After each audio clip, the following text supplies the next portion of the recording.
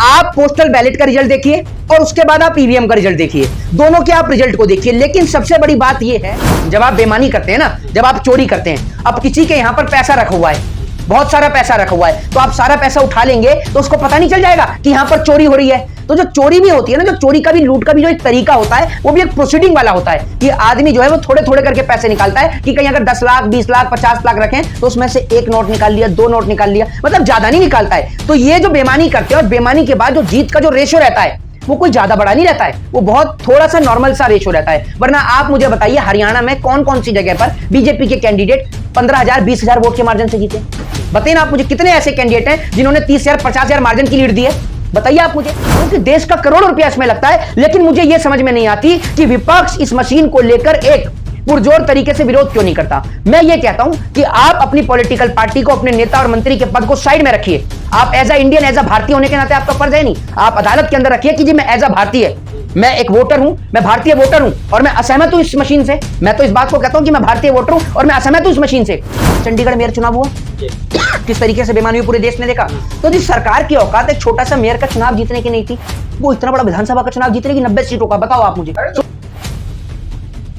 देखिए एक चीज मैं आपको बता देता हूं सीधे तौर पर, जिस तरीके से हरियाणा के जो चुनाव के जो नतीजे आए हैं, वो नतीजे निश्चित तौर पर हरियाणा की जनता का वोट नहीं है, ये बात मैं आपको बता दूं। आप पोस्टल बैलेट का रिजल्ट देखिए और उसके बाद आप ईवीएम का रिजल्ट देखिए, दोनों के आप रिजल्ट को देखिए। लेकिन सबसे बड़ी बात यह है कि विपक्ष जो ईवीएम के ऊपर आरोप लगा रहा है, जब यह आरोप इस देश की जनता कई समय से उठा रही है, ईवीएम के ऊपर लगातार लोकसभा के चुनाव के नतीजे के बाद से ही इस देश की जनता, हम जैसे लोग, समाज के जागरूक लोग, हर एक नागरिक जो है वो ईवीएम पर सवाल उठा रहा था। तो उस वक्त पर ये पॉलिटिकल पार्टियां निकलकर सामने क्यों नहीं आती, इन्होंने साथ क्यों नहीं दिया?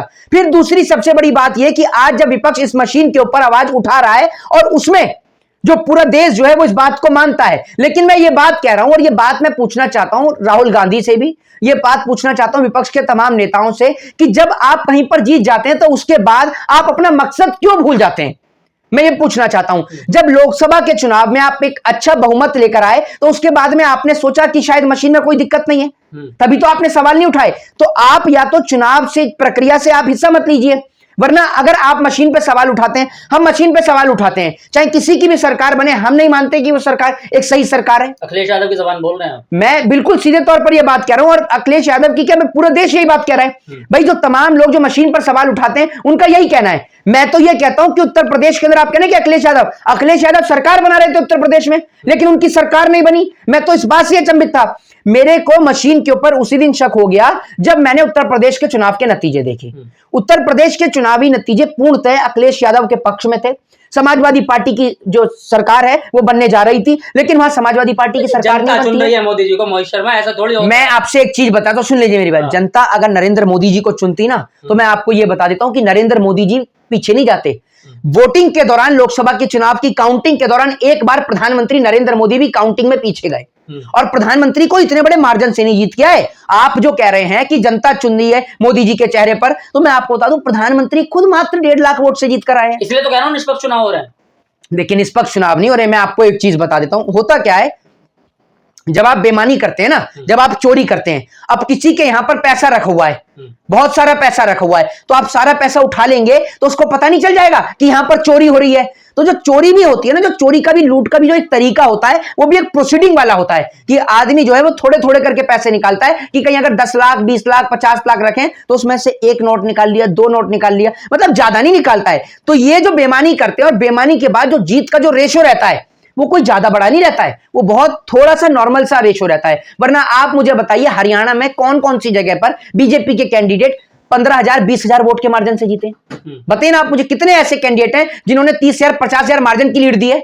बताइए आप मुझे। बहुत कम कैंडिडेट ऐसे हैं जो 50,000 के ज्यादा वोट से जीते हैं, है ही नहीं ऐसे। तो कई पार्टियां चुनाव लड़ रही थी। नहीं, तो मैं आपको कह रहा हूं कई पार्टियां चुनाव, मैं आपसे ये बात कह रहा हूं कि कई पार्टी चुनाव के हरियाणा में पहली बार लड़ रही है।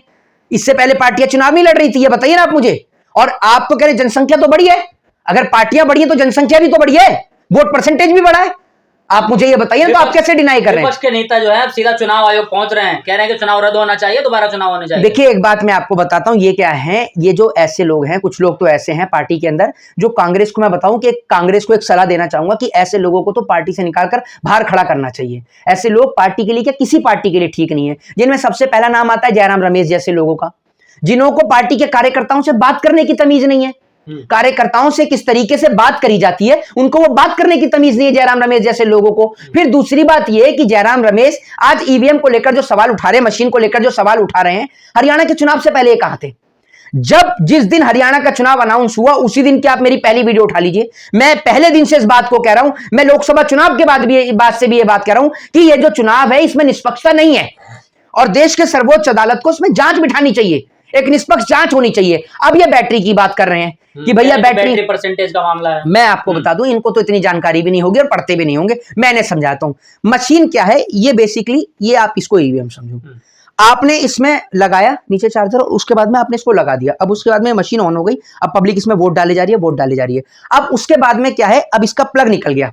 प्लग निकलने के बाद में अब ये आपको लग रहा है कि मशीन ऑफ हो गई, नहीं, सिर्फ इसकी डिस्प्ले ऑफ हुई है, ये पूरी मशीन ऑन है, इस पे सारे मैसेज आ रहे हैं, सब कुछ आ रहा है, सब कुछ जा रहा है, सिर्फ इसकी डिस्प्ले ऑफ हुई है। ये मैं आपको बता दूं। तो सबसे पहली चीज तो ये है कि अगर बैटरी का सबसे बड़ा सवाल है तो ये बात तो उसी वक्त पर विपक्ष के नेताओं को चुनाव आयोग को रखनी थी कि जैसे ही काउंटिंग समाप्त होगी उसके बाद आप इलेक्ट्रॉनिक वोटिंग मशीन की जो बैटरी है उसको आप निकालेंगे और उसके बाद जब काउंटिंग होगी तो उसके बाद आप उसको दोबारा से असेंबल करेंगे और उसके बाद जनता के सामने काउंटिंग करेंगे। तब तो आपने ये बात रखी नहीं, तब तो आपने सोचा ही नहीं। क्योंकि असल में क्या है, मैं एक कहावत है कि क्या कहते हैं, अब पछताए होवत क्या जब चिड़िया चुग गई खेत। चुनाव कोई मजाक नहीं है, चुनाव इस देश का लोकतंत्र का सबसे बड़ा पर्व है। एक चुनाव होने में करोड़ों रुपया देश का लगता है, यह पैसा देश का है, किसी नेता का नहीं है। मैं देश के तौर पर बात कर रहा हूं, यह पैसा इस देश की जनता का है, उसकी खून पसीने की कमाई का है, टैक्स का पैसा है जनता का। अब इस पैसे को अगर हम चुनाव पे ही खर्च करते रहेंगे तो इस देश की आम जनता के ऊपर क्या खर्च होगा? मैं आपसे एक छोटी सी बात कहता हूं, मैं आपको बताता हूं, मैं यहां कोर्ट की बात कर रहा हूं आपसे।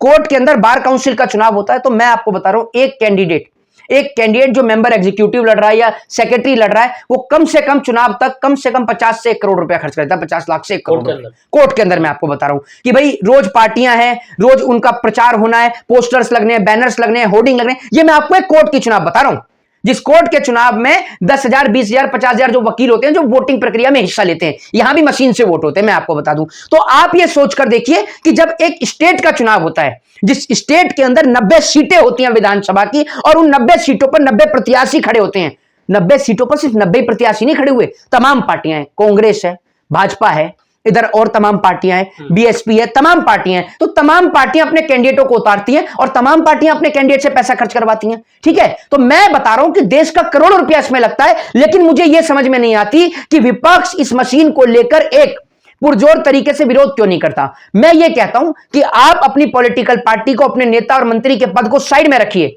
आप as a Indian, as a भारतीय होने के नाते आपका फर्ज है नहीं, आप अदालत के अंदर रखिए कि जी मैं एज अ भारतीय, मैं एक वोटर हूं, मैं भारतीय वोटर हूं और मैं असहमत हूं इस मशीन से। मैं तो इस बात को कहता हूं कि मैं भारतीय वोटर हूं और मैं असहमत हूं इस मशीन से, मेरे को इस पर पूर्णतः विश्वास नहीं है और मैं भारत देश का नागरिक हूं, मुझे सबसे बड़ा अधिकार है वोटिंग का।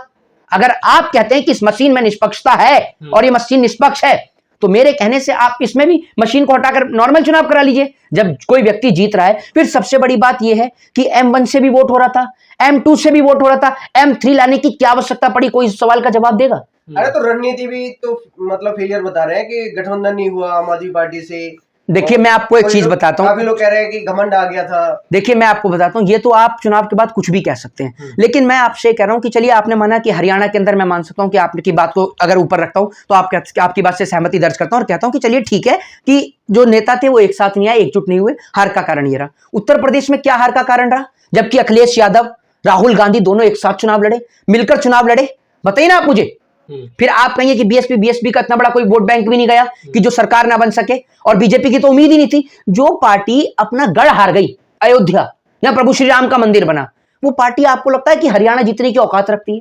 जिस हरियाणा के अंदर का किसान अपमानित करने में कोई कसर नहीं छोड़ी। विपक्षों को धोखा दे दिया किसानों ने। किसने? विपक्ष को धोखा दे दिया किसानों ने। मैं देखिए मेरी बात सुनिए, ये बात आप उससे कह सकते हैं जो हरियाणा नहीं गया हो या जिसको हरियाणा का जातीय समीकरण या हरियाणा के वोट परसेंटेज के बारे में नहीं पता।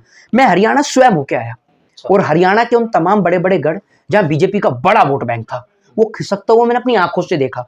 बहुत सारे लोग ऐसे मेरे संपर्क में थे जो भाजपा में थे पहले और वो पार्टी को छोड़ छोड़ के उन्होंने कांग्रेस में आए। मुझे बताइए ना, जिसका सबसे बड़ा उदाहरण था वो जो एक बीजेपी के नेता थे जो प्रचार कर रहे थे, फिर उसके बाद में तुरंत राहुल गांधी की रैली में ज्वाइन कर गए। क्या नाम था उनका? मैं नाम थोड़ा सा मिस कर रहा हूं। 3 घंटे के अंदर ही उन्होंने जी वो पाला बदल दिया। हाँ, तो मैं आपको बताता हूँ ये सबसे बड़ा वोट परसेंटेज है। दूसरी बात ये कि हरियाणा के अंदर बेरोजगारी सबसे ज्यादा। चलिए, एक तो ये होता है कि 10 साल आपने काम किया, आपकी सरकार बन गई, क्या काम किया? बेरोजगारी में आपने हरियाणा को नंबर 1 ला रखा है, महिला सुरक्षा के मामले में हरियाणा नंबर 1, ठीक है। फिर दूसरी बात यह कि हरियाणा के किसान के साथ आपने क्या शब्दों का प्रयोग नहीं किया। मैं आपसे एक रीजन पूछता हूं कि क्या रीजन है और क्या ऐसी चीजें थी या इतना बड़ा कौन सा मैनिफेस्टो था जिसने बीजेपी को हरियाणा में जीत दिलाई? बता दीजिए आप मुझे। मोदी जी का चेहरा। मोदी जी का चेहरा अगर आप समझते हैं कि इतना बड़ा था तो बीजेपी के नेताओं को तो गांव में नहीं घुसने दिया।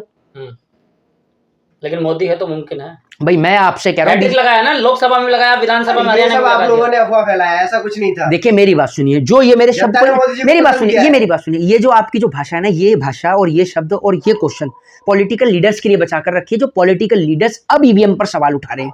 मेरा ईवीएम पे कोई आज का सवाल नहीं है, मेरा सवाल ईवीएम इलेक्ट्रॉनिक वोटिंग मशीन पर बहुत पहले से है और मैं लगातार इस बात को कह रहा हूं, चाहे सरकार कर्नाटक में बनी हो, चाहे सरकार अन्य राज्यों में बनी हो, मैं लगातार इस बात को कह रहा हूं कि इलेक्ट्रॉनिक वोटिंग मशीन पे हमें कोई भी भरोसा नहीं है। मतलब उसके पीछे का फिर सुन लीजिए, बिल्कुल नहीं, मैं तो मानता हूं। दूसरी बात ये कि जिस सरकार की औकात, हरियाणा जिसकी राजधानी चंडीगढ़ है, हरियाणा की भी राजधानी चंडीगढ़ है, पंजाब उसकी भी राजधानी चंडीगढ़ है, चंडीगढ़ मेयर चुनाव हुआ किस तरीके से बेईमानी हुई पूरे देश ने देखा। तो जिस सरकार की औकात एक छोटा सा मेयर का चुनाव जीतने की नहीं थी, वो इतना बड़ा विधानसभा का चुनाव जीतने की 90 सीटों का, बताओ आप मुझे। तो रणनीति बनाई है ना उन्होंने जीतने की। फिर अब मैं आपको बता दूं सबसे बड़ी चीज क्या है कि पब्लिक पहले से आवाज ना उठाए, चीजों को लेके पब्लिक के मन में कोई चीजें ना आए। तो सबसे बढ़िया है कि जिन गोदी मीडिया के आपने लोगों को खरीद रखा है उनके जरिए पहले से ही अब आप जो है वो निकलवा लो एग्जिट पोल्स, और एग्जिट पोल उस पार्टी के अगेंस्ट निकलवाओ जो सत्ता में बैठी है। ये एक बहुत अच्छा ट्रेंड चला है, राजनीति को समझ कर देखिए। जो राजनेता है वो राजनीति को समझते हैं, मैं आपको बताता हूं। तो इन्होंने क्या काम किया, पूरे जो है जैसी वोटिंग हुई हरियाणा में, वोटिंग होने के बाद उसके बाद सारे न्यूज चैनल पे दिखा दिया कि भैया हरियाणा के अंदर भाजपा का बुरा हाल हो रहा है, सारे एग्जिट पोल वाले। और कुछ तो गोदी मीडिया के मैंने पत्रकारों की फोटो भी खींच रखी है, जब रुझान आ रहे थे तो उनका चेहरा ऐसे था जैसे कुत्ते उत्ते ने काट लिया हो। जब रुझान आ रहे थे इस तरीके की हालत हो रही थी, मुंह लटका रखी थी और जीभ बाहर निकाल के जब पानी पिलाने की जरूरत पड़ जाएगी।